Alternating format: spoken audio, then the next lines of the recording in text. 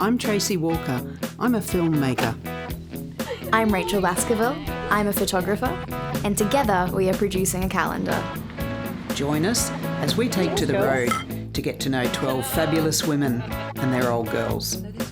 This is Old Girls on the Road.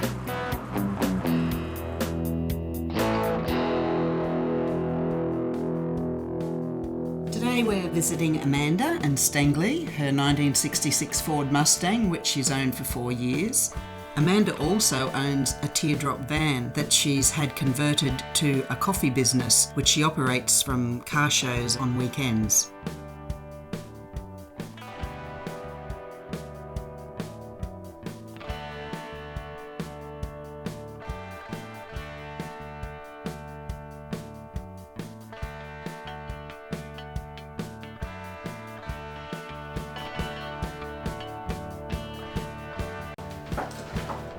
Hey guys, how are we? Good, how are you today? Great. Thank you so much for being a part of Old Girls on the Road. Cool, yeah, thanks for inviting us. Great room too. Yeah, every little thing that's down here, Dad knows where You know the everything story, as well. yeah. If you it's move crazy. something or take something, he'll go, where did you move Yeah. that? Where's my magnifying glass? Yes. You've both grown up surrounded by old cars. Can you remember a point when you actually started to become passionate about them yourselves? When we were kids, we were always going to car shows and things like that with Dad, and it was just about learning and understanding, what car's that, and then what car's that, and he would teach us. So certainly like in primary school, definitely. Okay. When Maddie started to show an interest in classic cars, was that something that you sort of encouraged? Yeah, put I some think she'd photos be on disowned Instagram. if she wasn't. Yeah. It's like, that's not my child, that's not my child, no not my grandchild. Oh, there you are. It's just come naturally to her, I think. It's in the blood. Hey, babe. Not all dads involve their daughters in their area of interest, especially if it's a blokey kind of an interest. What is it about your dad that he had no qualms in involving his daughters in his passion? Yeah, I think we were just one of the boys, always hanging with his friends, and he was proud of us. Yeah. You know, we had that interest in the same passion. Do you think if there'd been a brother that you would have been as involved? Probably. I think he's very proud of his 2 girls. Yeah. He probably wanted boys, but he got boys in his own different way as well, I suppose. It's lovely to come across a family that just do things together. Yeah. It's great. And growing up, did you have female friends who also were into classic cars? Well, they paid out of me a little bit when I had my HQ because it was quite low and we couldn't park in Coles because I couldn't go over the speed bumps. Because the girls, my friends, pretty much weren't into the same sort of cars as I was, definitely. But I was proud, I loved it. We cruised around and had a good time. And have you ladies ever owned modern cars? My first car was a 64 Holden, and I had another one after that same model, an E8 Holden. And then, I owned a sports car, a little 2-door coupe, 6-cylinder for a couple of years, loved it.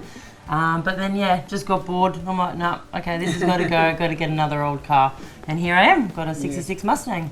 Yeah, and what about you, Carly? Yeah, after the 74 HQ Holden, I had to sell that because I just couldn't drive it everywhere. The steering was I needed power steering. Right. Had a few little Mazda 323s that Dad picked up cheap for me.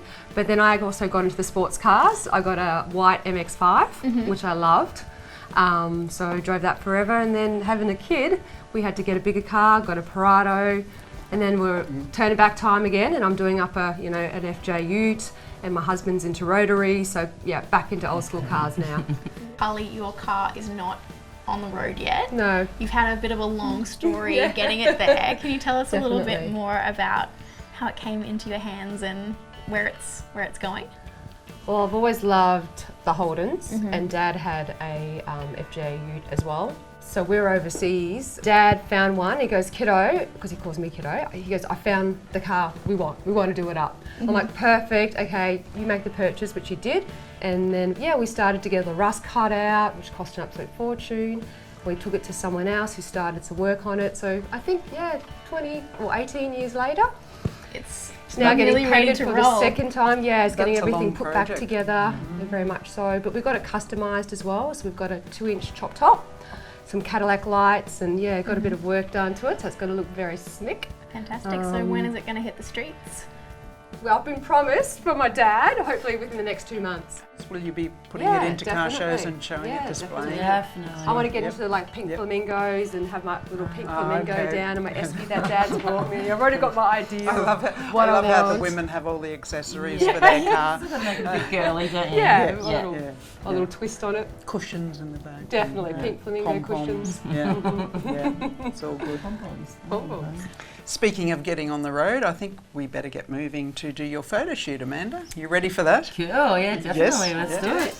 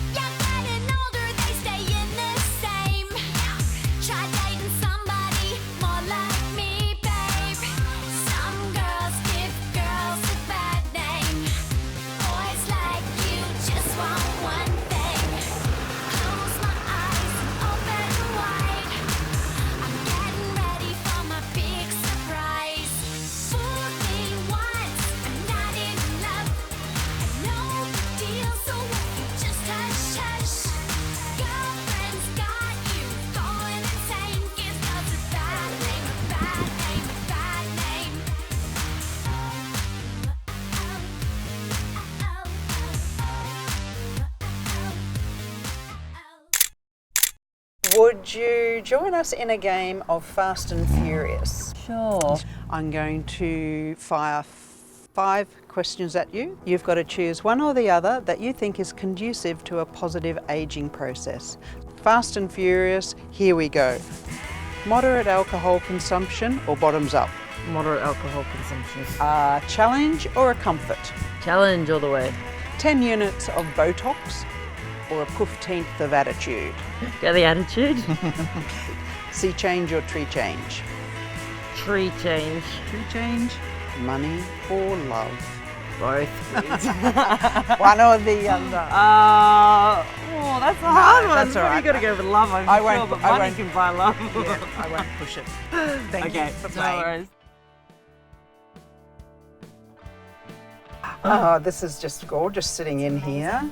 Yeah, Was it definitely. easy to adapt to driving left-handed drive in Australia? Yeah, Because I think the first time I drove it, it was a little bit, like looking over here, making sure that I'm centered in the lane. But yes. now I don't even think about it. It's easy parking because you're parked on the left-hand side. the You sort curb. of look right there. Oh, yeah, perfect. Excellent. I haven't curbed it once. Never. Not on this side anyway.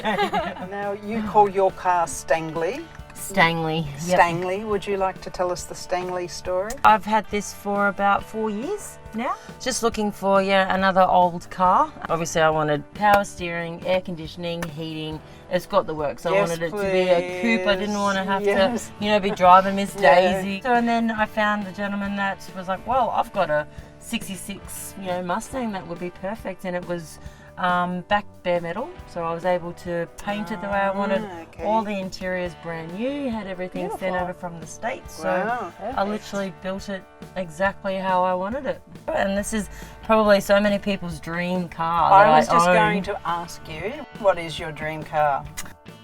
I've got this such a hard question to answer. Like, I love them all. Like, I love the old school hot rods. Like, I'd probably my next car, I'd want to go proper like my dad's sort of rod. You've got a job Monday to Friday. Yep. And you've got this wonderful setup, Lady Luck Bean Shine, little plug there for Lady Luck Bean Shine. Yep. That you set up as a business. Yeah. Were you looking for a business? Just seeing what else was out there, and I'm always looking for that next challenge, I guess. I think I'm just always at these shows, and there's always crappy little coffee vans there, and I'm like, well, and I've always wanted a teardrop trailer. I want an amazing coffee van. I just want all it. I want everything, and it's like, why don't I do this and make a buck on the side? Like, I'm already here. Well, it's been a very wild day today, hasn't it? Absolutely. Thank you very much for being involved, and your whole family, if you could pass that on to them too. Definitely. Thank you so much for having us. It's been awesome. Thank you. Excellent.